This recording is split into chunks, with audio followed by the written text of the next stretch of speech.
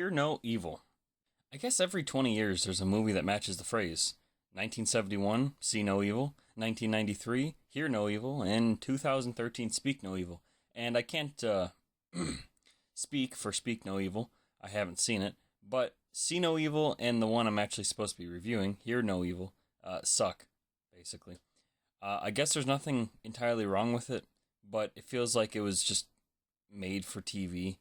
And the first 15 minutes really shows what you're strapping into. Bad editing with a stupid robbery and useless filler of a helicopter flying around a city. That's basically the movie. Filler, bad editing, stupid. However, the dynamic between the deaf girl and the non-deaf guy was pretty sweet, and Martin Sheen was there. So, 2 out of 5.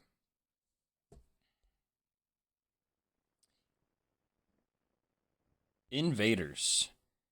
This was a TV miniseries that was re-edited into a 2-part movie that was based off of a 60s TV show. It's not really a remake because one of the original characters from the show makes a cameo in here, so it's a bit like a continuation, but it's also its own thing. I bring this up because the VHS tape is divided into 2 parts. The first part is its own thing, and the second part, I feel like it's trying to connect the show with this journal or something, and then it just gets lost. Taking it in on just a movie. Well, firstly, I'm going to have you make your own jokes on it. But overall, the idea is alright. Invaders that are among us. Damn it. Well, you do get that creepiness and mystery, but I think the best way to describe this is... So, okay. Like I said, it's divided into 2 parts. The first part ends on a cliffhanger. If I was watching this on TV, I would think it was okay, but not enough to get me excited on part 2, and especially wait, past the commercials to continue the second part. It's yeah, that was something, but I don't really care enough to continue it. Also, the ending makes no definitive conclusion, and it's stupid. 2 out of 5. It Came from the Sky. What? What? I'm so confused. Okay, so a rich couple crashes a plane into a house that houses a couple with a mentally challenged child, right? So throughout the whole movie, the kid has some kind of telepathy that controls the plot that we're seeing unfold, alright?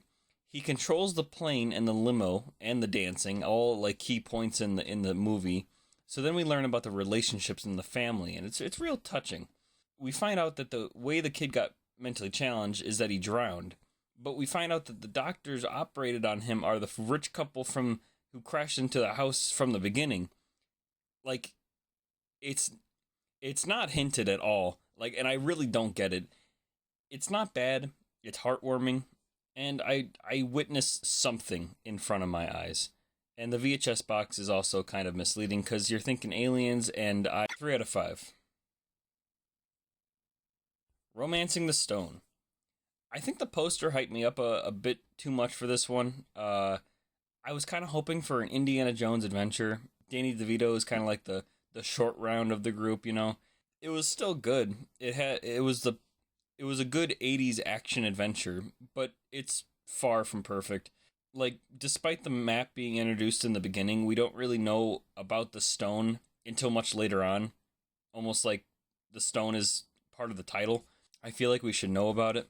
Also, I feel like this movie would rock with an actual, adventure that wasn't just wandering into the next scene, which is the point, but I don't like the point. Overall, very fun and good watch, especially with Michael Douglas. 3.5 out of 5. Jewel of the Nile. Just another sequel trying to make more money. One thing I really liked was, compared to the first movie, Danny DeVito is more the sidekick, which was kind of fun. And another thing we didn't have to go through was the whole origin story like the first one. But then I realized that the origin part made up 30 minutes of the first movie and also just added a bunch of character and charm. This one just added filler and annoying bickering, and the soundtrack also made me want to go insane. 2.5 out of 5. JFK. The cast in this movie was batshit insane. In fact, every movie that was a part of this yearly VHS review, it was almost building up to this movie. Kevin Costner, Field of Dreams, Tommy Lee Jones, that one movie, I forgot the name of it, Kevin Bacon, Footloose, Michael Rooker, Cliffhanger, Joe Pesci, I don't know, but he's here, John Candy is also here, the two people from Grumpy Old Men, Ed Asner from Goddamn Up, that's not part of the review, but I don't care, Brian Murray, Bill Murray's brother, Wayne Knight, the guy from Basic Instinct, and obviously Seinfeld, and the icing on the cake, Jim Garrison, the real-life attorney that this movie was based on. He was in Big Easy, which I didn't even know. That came out of left field, honestly. Basically, the cast is insane. Alright? In terms of the movie, it was good. I love the mystery and insanity of the conspiracy. The story was a bit confusing. There was too much going on, but it was edited exactly how a conspiracy movie should be. What I didn't like is how every character explaining the JFK conspiracy would say something along the lines of, "This is true. Look it up for yourself." Right after the Bay of Pigs, very few people know about this, all right? It felt like I was being lectured by a lunatic. However, it was enjoyable. 3.5 out of 5. Johnny Dangerously. Really stupid. The whole time I was just thinking how the comedy is so bad that it could be a kid's movie. But they're swearing in, like, sexual scenes, so it had to be made for adults. But then a lot of scenes felt like an SNL sketch, so I concluded one thing. It feels like a really bad improv movie made by high school theater kids. 2 out of 5.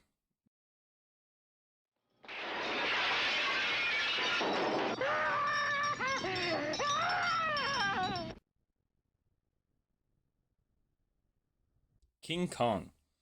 I remember being a kid, let's say 9 or 10, scrolling through Xfinity On Demand and coming across the King Kong trailer. I remember thinking it was the dumbest thing ever and I never watched it. Well, here I am now, and what do I think? Well, firstly, I really appreciate that almost 2/3 of the movie is just King Kong just destroying and killing shit. Like, how many dinosaurs can we throw at this ape to kill? Like, it's the last 50 minutes, it's just action. It's great. For example, I recently watched 2016 Shin Godzilla. Amazing. And I mean amazing Godzilla scenes. But almost the whole movie was just government officials in a building talking about this or that and should they do it, is it moral, whatever. It just gets repetitive. King Kong, it's a good 40 minutes of story, and then we get to Kong and it's just stop motion glory. We get a bit of plot here and there to, like, make sure the audience still knows what's going on, but it doesn't overshine the really impressive special effects. And let me tell you, despite the goofy and cheesiness of it, and I could tell you where the cuts were and how they did it, that just made it all the more fun to watch and point out how I thought they did this effect or how they did that effect. And honestly, they did an amazing job making the movie feel really believable. I was really impressed. 4 out of 5. Lost Boy. Alright, so here's a bit of a conspiracy. The credits says Surf Nazis. Surf Nazis came out the same year. And so my headcanon is that Lost Boy is actually a sequel to Surf Nazis. That's a fact. Anyways, I have the same opinion on this movie as I did with Fright Night. Pretty boring beginning with interesting ideas, and it doesn't really get good until the last 30 minutes. 3.5 out of 5. Magnum Force. The first Dirty Harry was okay. I think it's a cop movie for a different generation. I'm more of a die-hard cop guy, not really a Dirty Harry guy. As for the sequel, it's average and very slow. I enjoyed the predictable mystery of what's going on, but I couldn't care less about anything else in the movie. I liked it a bit less than the first movie, but I don't think it's deserving of a 2.5. So, 3 out of 5. Enforcer. Well, let me tell you what I did like. All of the movies I've watched so far are kind of that 70s style of shooting to it, but I feel like this one is just, it's starting to get campy. And I think that's mainly because we start to get that 80s cop storytelling. Harry gets demoted, and he gets partnered with someone he doesn't really like. Other than that, it was the same 70s groovy Clint Eastwood explosion shooting Bourne stuff. Listen, a lot of people love these kind of movies, and even though it has all the key things to make it fun, I just can't get into it. Either way, 3 out of 5. Sudden impact. Firstly, it starts off with a city shot, camera spinning around skyscrapers. Considering that Hear No Evil also did this, I have to bring it up. This has to be the laziest intro to a movie ever. This isn't a knock on the movie, this is just a general critique that I don't like. It really shows you that they have nothing to start your movie, and you just have extra budget money to rent a helicopter and get random skyscraper shots. It's such a useless complaint, I'm aware of that, but the more movies that you watch, the more obvious it becomes. Anyways, Clint Eastwood directed this one. Really sick to my stomach. What? It's watching you stuff your face with those hot dogs. Nobody, I mean nobody, puts ketchup on a hot dog. What the hell are you talking about? God, I can't escape this. Ketchup is superior to... Wait a minute. This is in San Francisco, not Chicago. Eastwood, get the hell out of here. The one thing I do have to say is that this is more of an observation on the series, not the movie. But these movies have a trend. Decently action-packed for 45 minutes, and then the next 45 minutes is just walking, talking, the villain trying to escape Harry or plotting against him. Sudden Impact had a lot of cool action scenes, and Clint Eastwood has such a lovable, I don't give a shit attitude, but then it just gets boggled down with issues I just listed, so that was my problem with this one. 3 out of 5. Deadpool. The final Dirty Harry movie with Liam Neeson and Jim Carrey, believe it or not. And well, they definitely dropped that 70s way of filming and went for more 80s. And other than that, it's the same. Some people say this is the worst of the 5, and for me, I enjoyed it enough to where it's the same as the others. So, 3 out of 5. Manhunter. This is actually the first movie based on the Hannibal Lecter movies, which was soon remade into the sequel Red Dragon. How is it though? Well, it has more of that detectiveness that I was looking for in Dirty Harry. Obviously two completely different genres, but Manhunter, just like Silence of the Lambs, is more of a finding out clues to solve the mystery, where Dirty Harry is shoot now, ask questions later kind of mystery. Manhunter is more my kind of style, but it still wasn't that crazy good. It was enjoyable, but one of my complaints is somewhat the story and the soundtrack a bit. There's a scene where the main villain is jealous that this girl is with this other guy, and so he shoots him. Alright, that's fine.